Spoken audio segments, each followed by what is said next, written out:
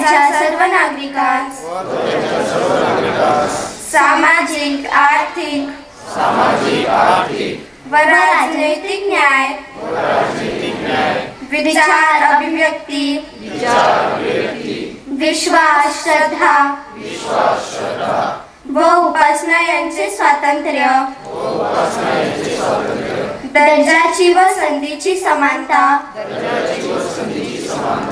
निश्चितपणे प्राप्त करून देण्याचा आणि त्या सर्वांमध्ये व्यक्तीची प्रतिष्ठा व राष्ट्राची एकता आणि एकात्मता यांचे आश्वासन देणारी बंधुता प्रवर्धित करण्याचा संकल्पपूर्वक निर्धार करून आमच्या संविधान सभेत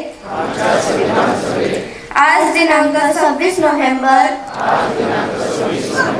1949 रोजी याद्वारे हे संविधान अंगीकृत आणि अधिनियमित करून स्वतः प्रत अर्पण करीत आहोत। जय हिंद।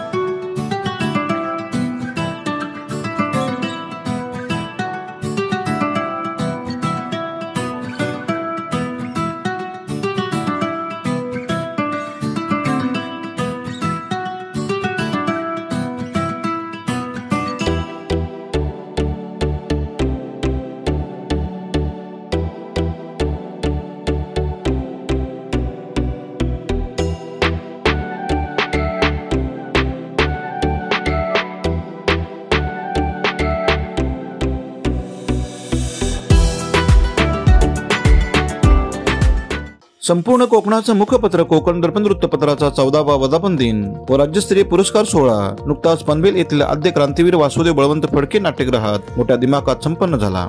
यावेळी पनवेलचे आदर्श नगराध्यक्ष जय म्हात्रे यांना राज्यस्तरीय समाज दर्पण पुरस्कार देऊन सन्मानित करण्यात आले। पनवेलचे आमदार प्रशांतदा ठाकूर यांचा यावेळी भव्य असा नागरी सत्कार करण्यात आला।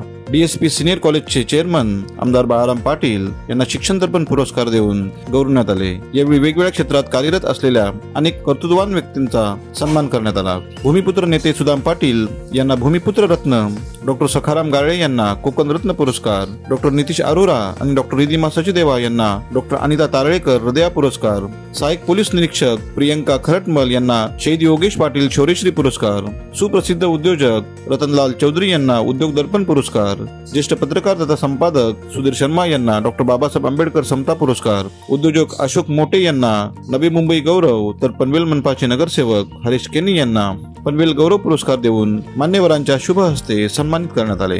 ज्येष्ठ हृदयरोगतज्ञ डॉक्टर संजय तारळेकर यांच्या पुढाकाराने डॉक्टर अनिता तारळेकर सामाजिक संस्थेच्या माध्यमातून सुरू केलेल्या एक विचार देशासाठी चला अवदानाचा संकल्प करूया या वैद्यकीय चळवळीचा शुभारंभ यावेळी करण्यात आला। पनवेल महापालिकेच्या सहयोगातून बेटी बचाव बेटी पढाव हा उपक्रम राबवण्यात आला।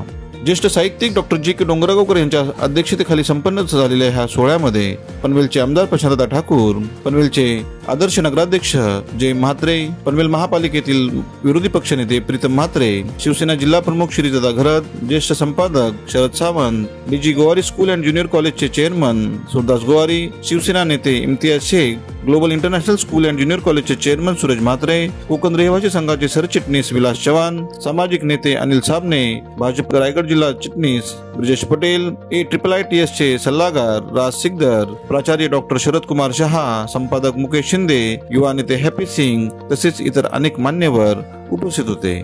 यावेळी डॉक्टर योगिता घरत, डॉक्टर अश्विनी गोवारी, वास्तुविशारद कोमल घरत, ॲडव्होकेट पौर्णिमा सावंत, डॉक्टर जानवी घरत यांना युथ आयकॉन पुरस्कार देऊन सन्मानित करण्यात आले। यावेळी AIIITS च्या माध्यमातून संपन्न झालेल्या आंतर महाविद्यालयीन आणि आंतर शालेय वक्तृत्व स्पर्धेचा बक्षीस समारंभ संपन्न झाला। कार्यक्रमाचे सूत्रसंचालन प्रवीण मोहोरकर यांनी केले तर आभार प्रदर्शन भीमसंग्रामचे संपादक मुकेश शिंदे यांनी केले।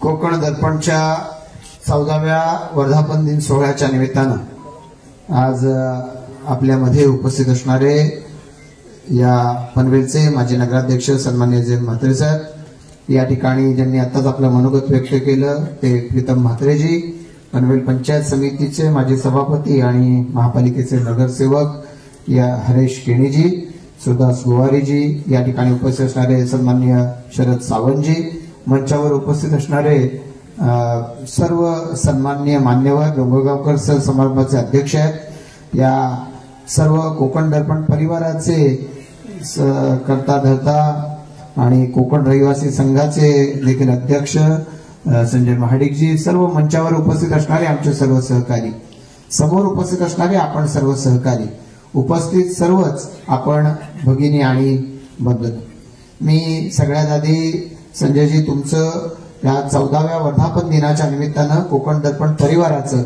मनापासून अभिनंदन करतो आणि 14 वर्ष पूर्ण होत असताना या पनवेल परिसर, नव्या मुंबई परिसरामध्ये ज्या पद्धतीनं तुम्ही या सगळ्या परिसरामधल्या चांगल्या कामांना प्रसिद्धी देणं आणि त्याचबरोबर जे चुकीचं घडतंय त्याच्यावरती प्रहार करणं हे काम सातत्यानं चालू ठेवलंय।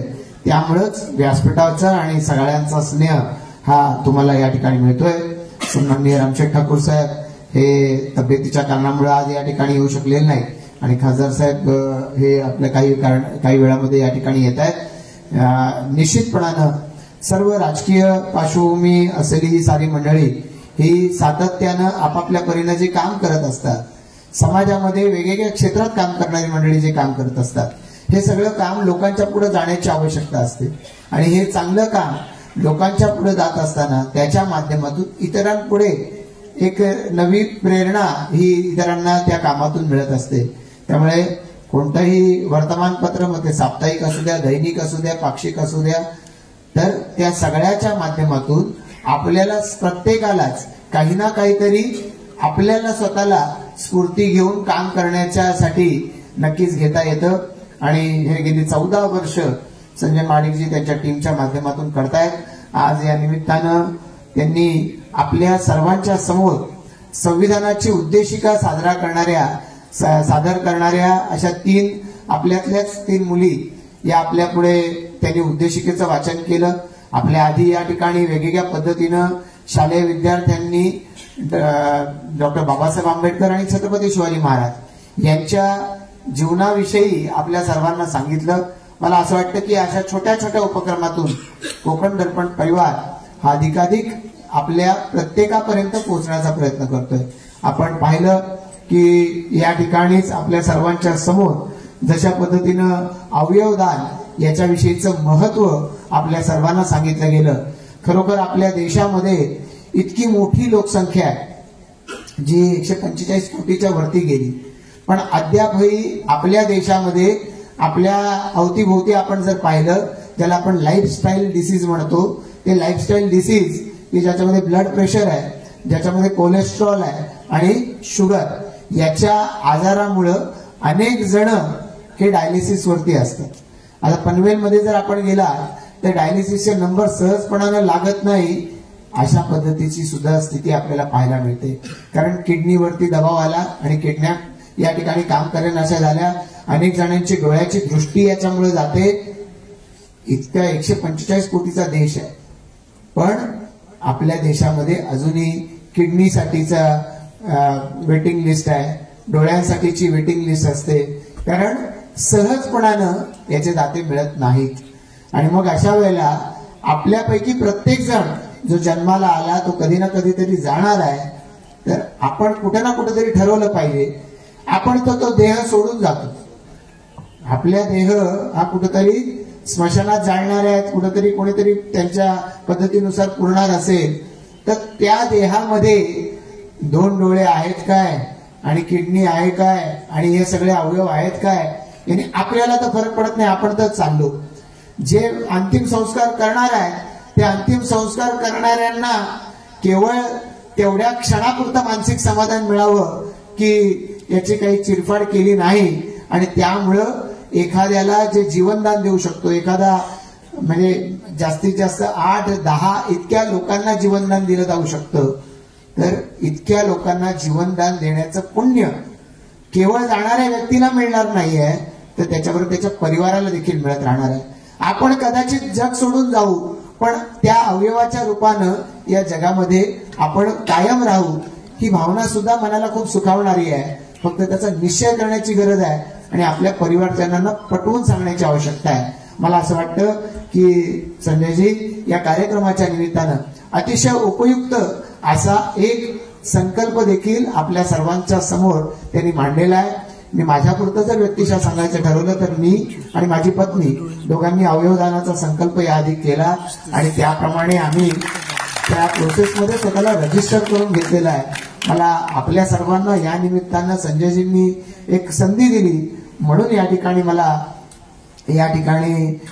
त्यांचं मनापासून आभार व्यक्त करावं असं वाटतं आणि आपल्या सगळ्यांना आवाहन करतो की निश्चितपणानं याचा विचार आपण केला पाहिजे. आपण दिवसभर मोबाईल पाहत असतो, त्या मोबाईल मधले मेसेजेस पाहतो, फोन उचलतो, युट्यूबवरचे व्हिडिओज पाहतो आणि अन्य सोशल मीडियाचे सगळे ऍप्स वापरतो.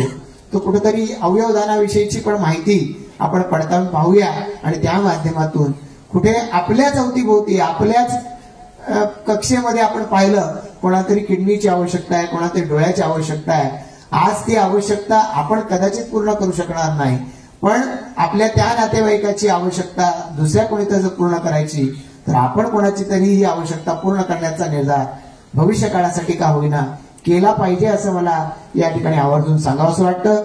मी या कार्यक्रमाच्या निमित्तानं पुन्हा एकदा संजयजी तुमचं मनापासून अभिनंदन करतो. वेगवेगळ्या पद्धतीनं आपण आज राज्यस्तरीय पुरस्कार सोहळा आयोजित केलेला आहे. ज्यांना ज्यांना हा पुरस्कार मिळणार आहे त्या सगळ्यांचंच मी या निमित्तानं मनापासून अभिनंदन करतो आणि त्यांच्या सर्व कारकिर्दीला मनपूर्वक शुभेच्छा देऊन या ठिकाणी थांबतो. जय हिंद, जय महाराष्ट्र. कोकण दर्पण वर्धापन दिन सोहळा आणि राज्यस्तरीय पुरस्कार सोहळा 2025 ज्यांना ज्यांना पुरस्कार मिळालेत त्यांच्यासाठी एकदा जोरदार टाळ्या वाजून आपण सर्वांचं कौतुक करूया. अशा कार्यक्रमाप्रसंगी उपस्थित पनवेलचे आमदार प्रशांतजी ठाकूर, सन्माननीय जयंत म्हात्रे साहेब, सन्माननीय नारायण शेठ घरत, सन्माननीय सुदामजी, सन्माननीय गुवारीजी आणि सर्वच व्यासपीठ, कारण अतिशय कार्यक्रमाला उशीर झालाय त्याच्यामुळे मी नावं घेत बसत नाही, आणि समोर बसलेल्या माझ्या सर्व महिला भगिनी, आणि आज अतिशय चांगला कार्यक्रम. आणि मी दरवर्षी याचं कौतुक करतो की हा कार्यक्रम एक वेगळा होतो आणि तुमचं नाव आहे की नेहमी हसतमुख मी नेहमी सांगतो तुमचं एक कौतुक. आणि याच्यातून एक मी सांगू इच्छितो की समाजाप्रती असणाऱ्या ज्या बातम्या किंवा ज्यांना न्याय द्यायला पाहिजे त्यांना प्रामाणिक न्याय देण्याचा प्रयत्न तुम्ही करताय, याबद्दल तुमचं मी खरोखर कौतुक करतो. कारण आपण नेहमी सर्वांना बोलवता, जसं नाईक साहेबांचं नाव घेतलं त्यावेळी नवी मुंबईला कार्यक्रम झाला, तिथे नाईक साहेब आणि रामशेठ ठाकूर साहेब यांच्या हस्ते मला देखील पुरस्कार मिळाला होता. हे मी विसरणार नाही, कारण 2 लोकनेत्यांच्या हस्ते मला पुरस्कार मिळणं ही देखील माझ्यासाठी भाग्याची गोष्ट ही मी तिथे जाहीरपणे सांगितली होती. आणि या सगळ्या गोष्टी आज सन्माननीय माझ्या बाबांना पुरस्कार मिळतोय आणि मी त्याच्याप्रती 2 शब्द बोलणं हे काही उचित ठरणार नाही, परंतु समाजात काम करत असताना आम्ही मी भाऊंच्या हाताखालीच किंवा त्यांच्या पावलावर पाऊल तर ठेवू शकत नाही, मी जाहीरपणे सांगतो, परंतु प्रामाणिक प्रयत्न करत आलोय की जेवढी नागरिकांची सेवा, समाजोपयोगी कामं जेवढी होतील तेवढी मी प्रामाणिक करत आलोय आणि याही पुढे करत राहील. आणि आमचे सगळे सोबत जे आहेत त्या पद्धतीनेच आम्ही सगळे काम करतोय. पुन्हा एकदा सर्वांना ज्यांना ज्यांना पुरस्कार मिळालाय त्यांना मनापासून धन्यवाद देतो. पुढच्या कारकिर्दीसाठी मनापासून शुभेच्छा देतो आणि इथेच थांबतो. जय जय महाराष्ट्र.